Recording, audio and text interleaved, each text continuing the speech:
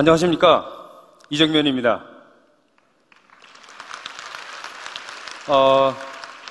슬라이드쇼 괜찮았습니까? 제가 굉장히 좋아하는 음악을 배경으로 간단하게 저희 건축의 타임라인을 한번 보여드렸습니다. 여러분께서 많이 익숙한 그리고 눈이 잠시 즐거웠을 그런 건물들이었습니다. 여러분이 여행을 떠나실 때 목적지를 정하는 이유가 몇 가지가 있을 걸로 생각합니다. 첫째가 경치, 그리고 체험, 거기에 꼭 또 하나 들어갑니다. 건축. 건축은 저와 같은 건축가의 전문 분야이기도 하지만 여러분들께서는 항상 느끼고 겪고 접하는 그런 공기와도 같은 필수 분야이기도 합니다. 이제부터 제가 이런 건축에 대한 간단한 이야기를 좀 해드릴까 합니다. 보시는 두 건물에는 약 350년의 타임라인의 차이가 있습니다. 많이 다르죠? 실제로 19세기부터 시작된 산업과 기술의 급속한 발전에 힘입어서 건물에 큰 변화가 있었습니다. 옛날에는 벽체가 구조체였죠. 그런데 그 이후에 벽이 구조로부터 자유로워져서 보다 자유로운 인면과 평면이 가능하게 되었고, 넓은 계곡부가 생기면서 실내는 더 밝아지고 보다 실용적이고 아름다운 다양함이 가능하게 되었습니다. 이러한 현대건축을 주도한 소위 4대 거장이 있습니다. 그 중에 한 사람인 르 꼬르비제는 건축을 향하여 라는 저서에 현대건축의 5가지의 원칙을 보시는 것처럼 정리해서 건축의 혁신적인 변화를 가능하게 했습니다. 저는 오늘 이 책의 제목에서 딴 보다 나은 건축을 향하여, 조금 바꿨죠? 그런 주제로 이 오늘의 얘기를 풀어나가고자 합니다. 왼쪽이 80년 전의 건물입니다. 아까 말씀드린 르 꼬르비제가 설계를 한 혁신적인 주택이죠. 오른쪽이 불과 몇 년 전에 건설된 건물입니다. 주택이죠. 둘 사이에 별로 차이가 없어 보입니다. 여러분들 다 아시겠지만 지난 1세기 동안 우리 인간이 겪어온 기술의 변화가 수천 년 동안 우리 인류가 겪어왔던 그런 변화에 비해서 엄청나게 많은 양이 바뀌었습니다. 그런데 왜 이 건물은 이렇게 별로 차이가 없어 보일까요? 조금 이상하죠? 그렇지만 실제로 발달된 기술과 함께 건축은 안에서, 그 내부에서, 그 가치에서 굉장히 많은 변화를 하고 있고 실제로 그 노력을 현재도 경주하고 있습니다. 이제 과연 건축이란 무엇이고 어떻게 변해왔고 그리고 앞으로 어떻게 변해야 되는지 잠깐 살펴보도록 하겠습니다. 여러분이 타워 팰리스에 살고 계시든 보금자리 주택에 살고 계시든 아니면 달동네 무허가 단칸방에서 살고 계시든 혹은 전망 좋은 사무실에서 IT로 업무를 보고 계시든 아니면 거리에서 선풍기로 땀을 식히면서 먼지와 함께 철물을 다듬고 계시든 어떤 경우에도 우리는 공기 속에서 숨쉬고 살아가고 이런 공기와 같이 공간을 느끼고 이런 공간 안에서 지내고 있습니다. 이런 공간을 제공하는 것이 바로 건축입니다.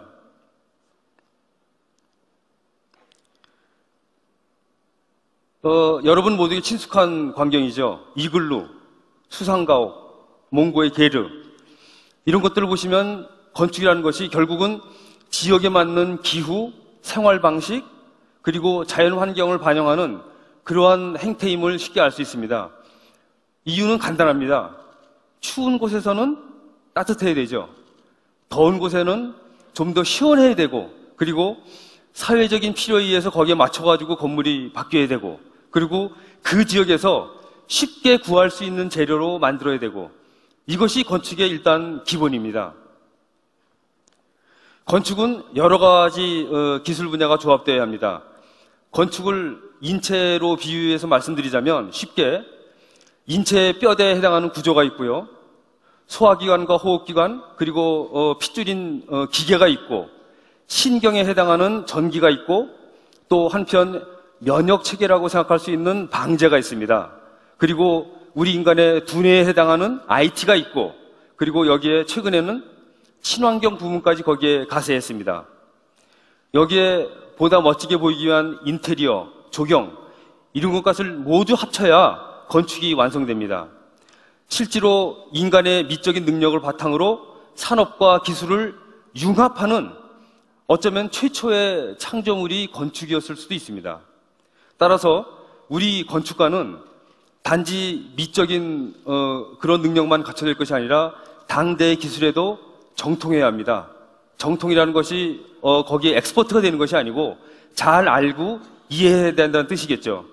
그래야 우리가 건축이 필요한 사용성, 안전성 또는 요즘 얘기되는 환경성까지 갖춘 그런 좋은 건축을 할 수 있게 되는 겁니다.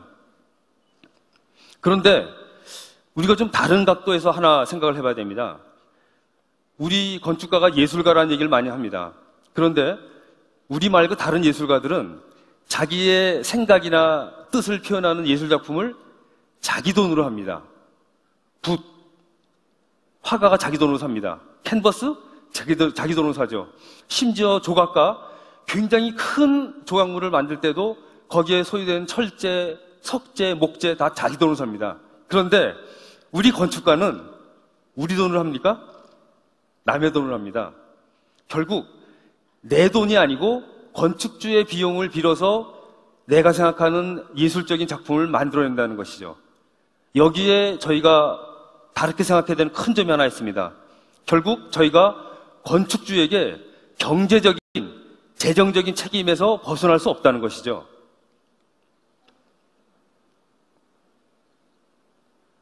또한 이렇게 완성된 건물은 길게는 몇백 년 동안 그 자리에서 많은 사람들의 삶을 담아내고 주변에 커다란 심리적인, 환경적인 영향을 미치게 됩니다. 이는 저희가 사회적인 책임에서도 결코 자유로울 수 없다는 반증이기도 합니다. 따라서 저희 건축가는 사회와 인간에 대한 이해와 애정을 바탕으로 진정한 책임감을 가지고 건축을 대해야 한다고 생각합니다. 자, 이제 건축이란 주제로 그 타임라인에 한번 들어가 보겠습니다. 선사시대부터 중세까지는 주로 필요에 의한 건축이 이루어지게 됩니다. 주거가 우리 인간이 시작한 최초의 건축물이라고 알고 있습니다. 하지만 동물도 여러분 아신 것처럼 우리가 둥지라고 부르는 건축물을 만듭니다. 그런데 우리 인간은 이성과 지성이 있습니다. 그런 능력을 바탕으로 나름대로 의미 있는 주거 이외의 건물을 만들기 시작합니다. 보시는 것은 지구에 남아있는 현존하는 가장 오래된 건축물로 알려져 있는 겁니다. 신혼여행으로 굉장히 유명한 지중해 몰타 제도가 있죠. 그 몰타 제도 안에 있는 하가르킹과 문나이드라 사원입니다. 모두 종교 유적지로 알려져 있습니다. 이집트의 피라미드, 왕이 자신의 죽음을 대비해서 미리 만드는 사후 주거이죠. 건축 유적하면 떠오르는 그리스의 파르테논 신전입니다. 이 또한 신을 기리는 건축입니다. 이제 보시는 것은 아름다운 지중해를 배경으로 계획된 시실리의 로마 시대 원형극장입니다. 터키에 세워진 이에라폴리스라고 불리우는 원형극장입니다. 인간의 이성 그리고 감성을 바탕으로 이러한 공공건축이 세워지기 시작했습니다. 로마 시대의 막센티우스 공회당 유적입니다. 사회를 이루고 있는 인간이기 때문에 필요했던 그런 건축물입니다. 노트르담 꼽추로 친숙한 파리의 노트르담 사원입니다. 전형적인 종교 건축으로 중세 건축 양식의 백미라고 할 수 있는 고딕 양식 건물입니다. 자, 이제 타임라인을 다시 근대로 돌려보겠습니다. 서양에서의 근대는 인간에 대한 새로운 인식이 시작됩니다. 그럼 서양만 건축이 있을까요? 아니죠. 우리나라에도 굉장히 훌륭한 건축물이 많이 있습니다. 저는 그래서 로케이션을 서양이 아니라 우리 한국으로 돌렸습니다. 특히 우리나라에서 건축이나 기술이나 산업 등은 단지 도구일 뿐입니다. 인간의 삶과 물리적, 문화적 환경에 대한 이해를 바탕으로 각자의 독특한 해법을 발견했음을 우리 건축에서 우리는 알 수 있습니다. 결국 우리나라 건축의 근본은 기술, 산업, 용도 이런 것보다는 우선 인문학적인 것이라고 저는 생각합니다. 무량수전의 배을림 기둥에 기대어서서 많이 들었던 말귀죠. 책의 제목입니다. 인문학 서적에도 여러 번 등장했던 우리나라 최고의 현존하는 목조 건물인 부석사 무량수전입니다. 감각적인 목조 기둥이 있고 그런 목조 기술이 돋보이는 우리나라의 굉장히 빼어난 건축물입니다. 개인적으로 제가 제일 좋아하는 건물이고 그런 유적지이기도 합니다. 이곳에 이르는 과정에서 만나는 모든 길과 건물은 불교에서 얘기하는 속세로부터 극락에 이르는 과정을 함축적으로 은유하고 있습니다. 종교적인 가치관을 시각적이고 체험적인 대상으로 풀어낸 걸작이죠. 합천 해인사의 장경판전입니다. 한마디로 목판을 보고 나는 창고에 지나지 않습니다. 그런데 우리는 질문을 할 수 있습니다. 이곳에서 어떻게 700년 넘는 기간 동안 그 많은 목판을 원형 그대로 보존할 수 있었을까요? 기술이 넘쳐나는 우리 지금 이 시대에서는 굉장히 이해하기 힘든 그런 경이로운 현상입니다. 여기에는 우리 조상들이 가지고 있었던 자연에 대한 인문학적인 접근이 그 해답을 갖고 있습니다. 계절에 따른 바람, 온도, 습도 이런 걸 모두 생각을 했습니다. 그래서 거기에 맞춰서 건물의 위치를 잡고 건물의 향을 잡고 그리고 문의 통풍의 정도 더 나아가 바닥 재료까지 세심하게 결정하고 고민하고 그리고 오랜 시간에 걸쳐서 결정하고 완성했습니다. 결국 자연에 대해서 얼마나 정확하게 인문학적인 배경을 가지고 이해했느냐가 이 건물이 완성된 건물 또 뛰어난 건물로 있었던 그런 근거라고 할 수 있겠습니다. 최고의 걸작 중에 하나입니다. 유네스코 세계문화유산으로 지정된 수원 화성입니다. 이 수원 화성의 모든 건축 과정을 상세하게 기술한 책으로 화성 성역 의교라는 책이 지금 현재까지 남아 있습니다. 이 책에는 설계는 물론 담당 기술자 그리고 벽돌의 개수 이런 디테일한 것까지 다 치밀하게 기록되어 있습니다. 이를 바탕으로 많이 훼손되어 있는 부분들을 현재 거의 완벽하게 원래 모습대로 복원할 수 있었습니다. 이 아름다운 유산을 보면서 저는 우리 민족이 가지고 있는 기록에 대한 열정을 저는 말하고 싶습니다. 조선 왕조실록 전 세계에 유례가 없는 기록물입니다. 우리 조상의 기록에 대한 열정 대단한 것이었습니다. 즉 오래전부터 우리나라가 인문학에 대해 굉장히 큰 가치를 두고 있었다는 사실을 다른 측면에서 알 수 있는 거죠. 건축뿐이 아니라 마을에서도 주목할 만한 것이 있습니다. 또 다른 유네스코 세계문화유산인 안동 하회마을입니다. 여기에서 우리는 마을의 전체에 담겨져 있는 당대의 사회적인 관습 그리고 사회 철학을 읽을 수 있습니다. 즉 조선시대의 유교적인 계급사회가 이 마을 전체의 배치에 잘 담겨 있다는 것이죠. 이제 타임라인을 현대로 한번 다시 끌어오겠습니다. 기술과 산업이란 가치가 등장합니다. 근대에 이르러서 철과 유리가 생산되고 그 생산 기술이 발달되었습니다. 동시에 사회적인 필요성들까지 생겨가지고 새로운 건축의 기능과 형태가 필요하게 됐죠. 그래서 보시는 사진은 영국의 수정궁입니다. 19세기 중엽에 현대에 갖다 놔도 전혀 손색이 없는 그런 큰 규모의 유리를 끼워 넣어서 만든 커다란 창과 커다란 계구부가 있는 그런 건물이 가능하게 됐습니다. 구약성서에 따른 가정입니다만 바벨탑 이후 보다 높은 건물을 향한 인간의 동경은 계속되어 왔습니다. 현대에 이르러 사회적, 경제적 이슈로 그 필요성이 정당화되었고 고층 건물이 구체적으로 본격적으로 실현되기 시작했습니다. 이런 현상은 무엇보다도 엘리베이터라는 새로운 기술이 등장함으로써 보다 쉽게 본격적으로 가능하게 되었는데 드디어 기술이라는 새로운 가치가 건축물에 큰 영향을 미치기 시작한 계기라고 저는 생각합니다. 콘크리트, 철골, 유리 이런 건축 재료가 눈부시게 발전을 했고 그걸 바탕으로 현재 세계에서 가장 높은 건물입니다. 부르주 칼리파. 높이가 828m에 이르고 층수는 160층입니다. 우리나라 건설 기술로 완성돼서 우리가 더 자랑스럽게 생각할 수 있는 부분이 있죠. 이 건물은 초속 55m의 바람에도 견디고 리히터 규모 6의 지진에도 견디는 최첨단 기술력이 적용됐습니다. 우리나라에는 그동안 많은 논란의 중심에 있었던 잠실 롯데 슈퍼타워가 현재 작년 11월 11일 날 허가를 받아서 123층으로 현재 공사 중에 있습니다. 이 건물이 2015년에 완성될 예정인데 그렇게 완성이 되면 우리나라 최초의 100층을 넘어선 초고층 건물로 기록될 것입니다. 계략적인 추산과 경험치를 근거로 할 때 건물의 높이가 일반적으로 70층이 넘었으면 그 단위 공사비가 통상 2배 이상을 상회한다고 합니다. 쉽게 말해서 100층짜리 건물 하나를 질 수 있는 공사비면 같은 면적의 50층짜리 건물 2개를 지을 수 있다는 거죠. 그럼 이런 비싼 건물을 짓는 이유가 과연 무엇일까요?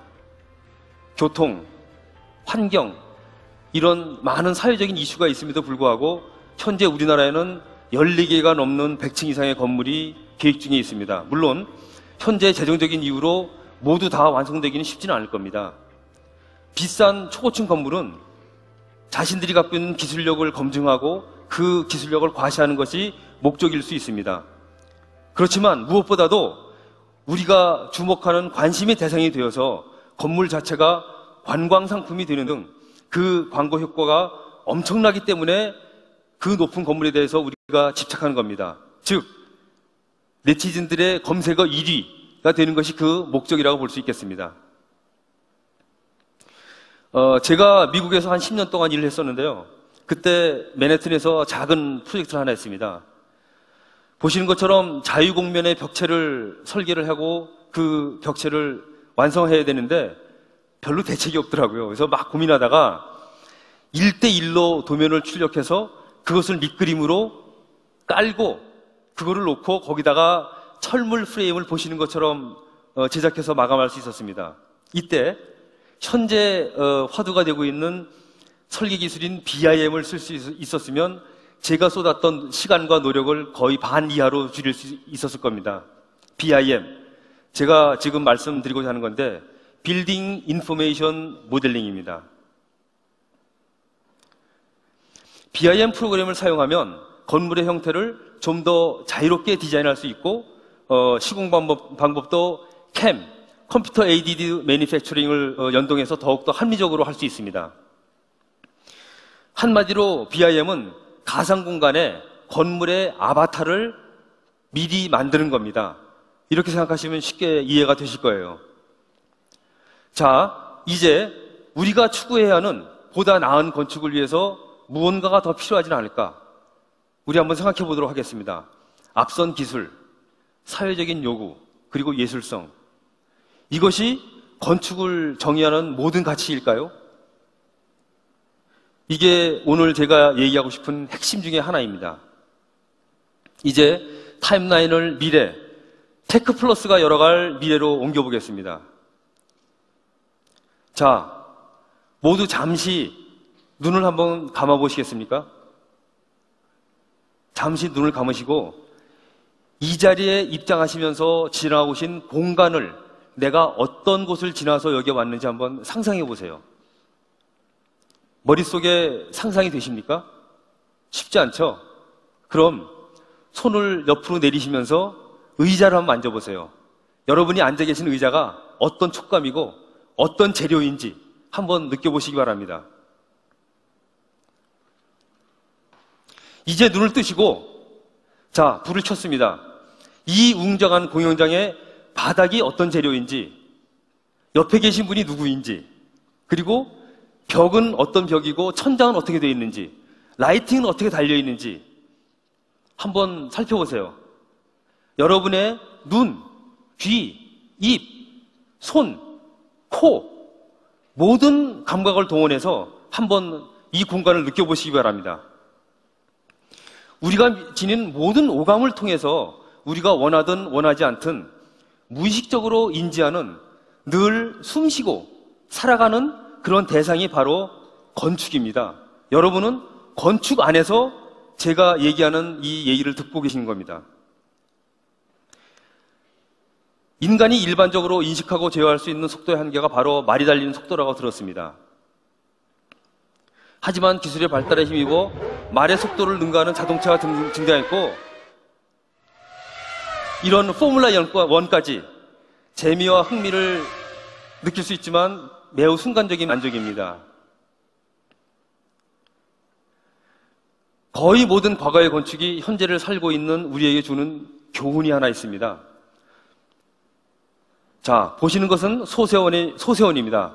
소세원에서는 있는 그대로 아무런 인공적인 가감이 읽혀지지 않는 공간에서 우리는 무언가를 느낄 수 있습니다. 또한 수원 화성의 단아하고 기품 있는 분위기에서 우리가 배울 것이 있습니다. 그것은 바로 자연으로부터 얻어지는 적절한 느림, 여유입니다. 우리는 눈에 보이는 단기적이고 가시적인 성과가 가능한 1차적인 기술에서 더 나아가서 인간의 깊은 욕구를 채우는 지성과 감성을 자극하는 그러한 느림, 이런 느림을 추구해야 된다고 생각합니다. 불편한 진실 기억하시죠? 보시는 건물은 노만 포스터라는 영국 건축가가 설계한 런던 시청입니다. 여러 가지 친환경 장치를 이용해서 가장 본격적인 친환경 시스템을 적용했습니다. 이 건물은 같은 규모의 다른 건물에 비해서 연간 3,000톤 이상의 CO2를 감소합니다. 이러한 친환경 기법은 그냥 일반적인 기술의 적용으로 되는 것이 아니라 기후, 장소, 그리고 인문학적인 그런 배경을 가지고 모든 것을 접근해야지만 가능한 친환경 기법을 적용해야지만 가능한 그런 디자인입니다. 여기에 우리 건축의 미래가 있다고 생각합니다. 근대 이후에 본격적으로 도입된 도시에서 공공성을 위한 공간의 가치는 계속 높아질 것이라고 생각합니다. 보시는 것은 뉴욕의 폐쇄된 고가철로를 매력적인 걷는 길로 만든 하이라인입니다. 이제는 단지 개인이 아니고 공공을 위한 공공성도 우리 건축의 또 다른 화두가 되었습니다.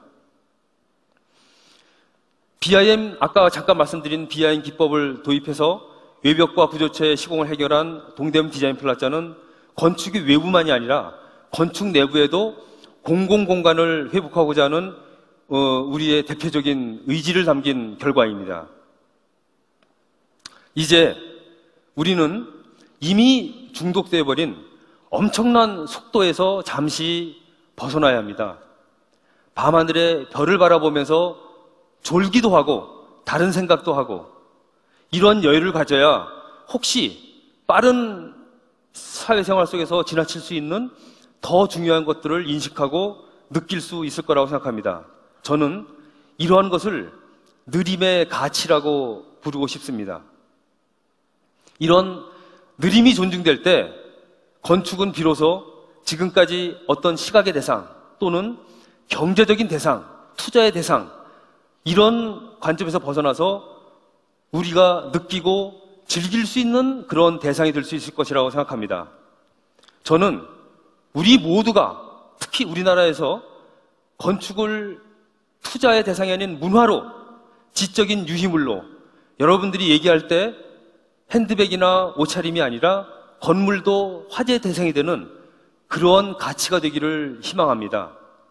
느린 삶에 대한 새로운 생각이 지배적일 때 비로소 사회와 인간을 배려하는 보다 나은 착한 건축이 될 것입니다. 이런 착한 건축은 저 건축가 전문인만이 만드는 것이 아니라 여러분이 함께 같이 만드는 것이라고 생각하기 때문입니다. 대단히 감사합니다.